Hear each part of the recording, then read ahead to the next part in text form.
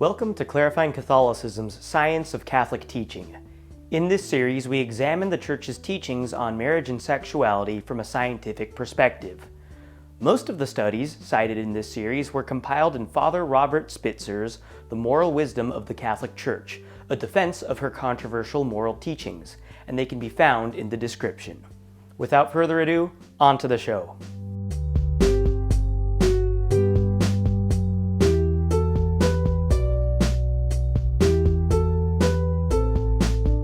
This episode will cover some pretty sensitive topics. If you're not comfortable listening to things concerning sexual violence and misconduct, I suggest you stop watching or listening. Last episode we covered what Father Robert Spitzer calls the 4 levels of happiness: materialistic pleasure, ego-comparative, contributive empathetic, and transcendent faith-based. We discussed how level 1 is concerned with instant gratification. Level 2, ego-comparative, is when we've grown up enough to realize that we are not the center of the universe. We understand that we cannot satisfy our own needs, but we focus on using others to make us happy, rather than the other way around. The good thing about this stage, though, is the realization that it is impossible to satisfy ourselves. Level 3, contributive empathetic, occurs when we realize that doing things for others, sacrificing for them, is far more satisfying than relying on them. Level 4, transcendent faith-based, is an extension of level 3 in which we have so fully committed ourselves to serving others that we feel confident in surrendering our desires to God. The problem with introducing sex into stages 1 or 2 is that we still view others as tool for pleasure. The purpose of Christian marriage is to provide a guide and framework for sex to occur appropriately.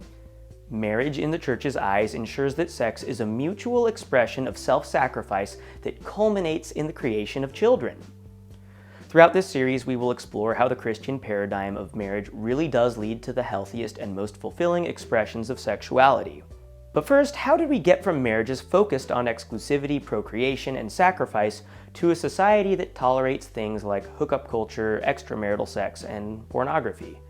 Much of it, in Father Spitzer's opinion, can be traced back to a key technology that became popularized in the 20th century: the birth control pill. Recall that levels 3 and 4 of happiness involve self-gift to others. Sex in a mature setting does involve physical pleasure, but even more than that, it involves an expression of commitment which is ultimately manifest in the creation of new life. In theological terms, through sex, man and woman complete each other to form God's image by creating new life together. If you take away the creative power of sex, you remove the product of love that allows for couples to emulate God's creativity. Worse yet, as the studies we will explore show, non-procreative sex threatens to relegate sex into a utilitarian pleasure fest. Now, at the same time the birth control pill was gaining traction in the United States, psychologists, sociologists, anthropologists, and other academics began arguing that sex can indeed be separated from emotional intimacy. Furthermore, as the effects of the modern sexual revolution of the 1960s permeated throughout society, so did the commodification of sex as a commercial product. Men like Hugh Hefner, creator of Playboy magazine, openly bragged about their ability to turn a profit off of sexual liberation. Within a couple generations, rich men, ironically, convinced women to sell their bodies in the name of empowerment, a concept that prior waves of feminists would have winced at. By and large, today, it seems like sex is no longer viewed as an expression of commitment. It's a casual, pleasurable experience. Because of the birth control pill, sex no longer naturally leads to the domestication that is required for men and women to surrender their ambitions for the sake of raising children. It allows us to have, well, selfish sex. So what has happened since the great sexual awakening that liberated our sexuality in the mid-20th century? In 1950, there were 16 new marriages per 1,000 people in the United States. That dropped to 11 new marriages per 1,000 in 1970 and plummeted to 7 new marriages per 1,000 in 2010. Worse yet, the divorce rate has skyrocketed, so the few marriages that are occurring today are often destroyed. In 1960, there were an estimated 2.2 new divorces per 1,000 people. This grew to 5 new divorces per 1,000 in 1990, and while it did go down to 3.7 new divorces per 1,000 in 2010, remember that there were less marriages for people to get divorced from at this point. It's estimated that in 1950, 16% of new marriages ended in divorce. In 1970, this increased to 27%. By 1990, this shot up to 56%. In 2010, it was 54%. Not only has divorce increased in the wake of the old sexual revolution, but so has infidelity. In 2015, 21% of men reported being unfaithful to their wives. 19% of women reported being unfaithful to their husbands. 7% of respondents didn't want to answer. Gee, wonder why. Historically, infidelity was largely a male problem. In the last few decades, though, the rate of infidelity of wives increased by 40%. It's at a point at which women today are worse at repeated infidelity than men are. There is, of course, a huge correlation between infidelity and divorce.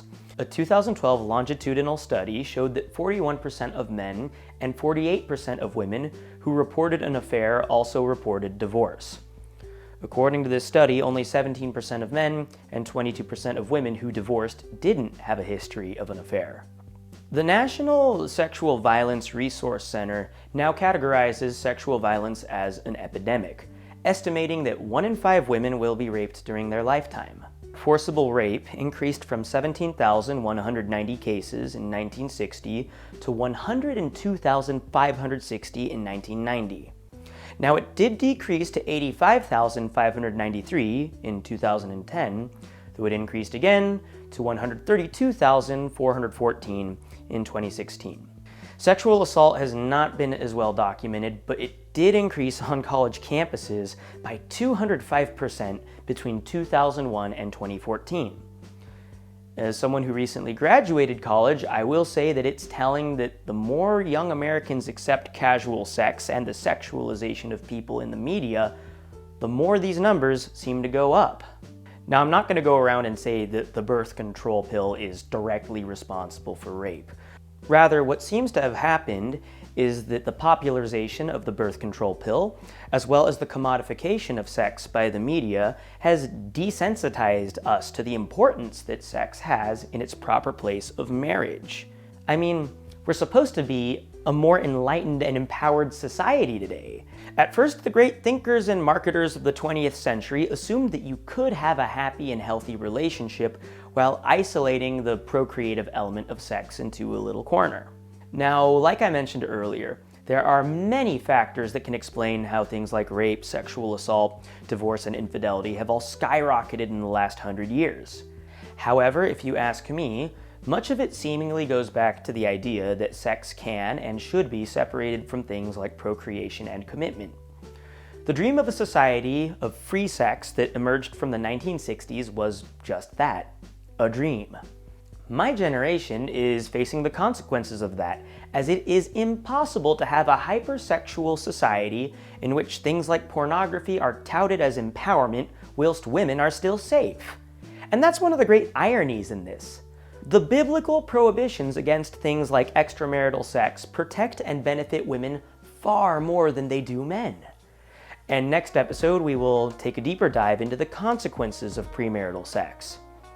Until then, have a great day. God bless you.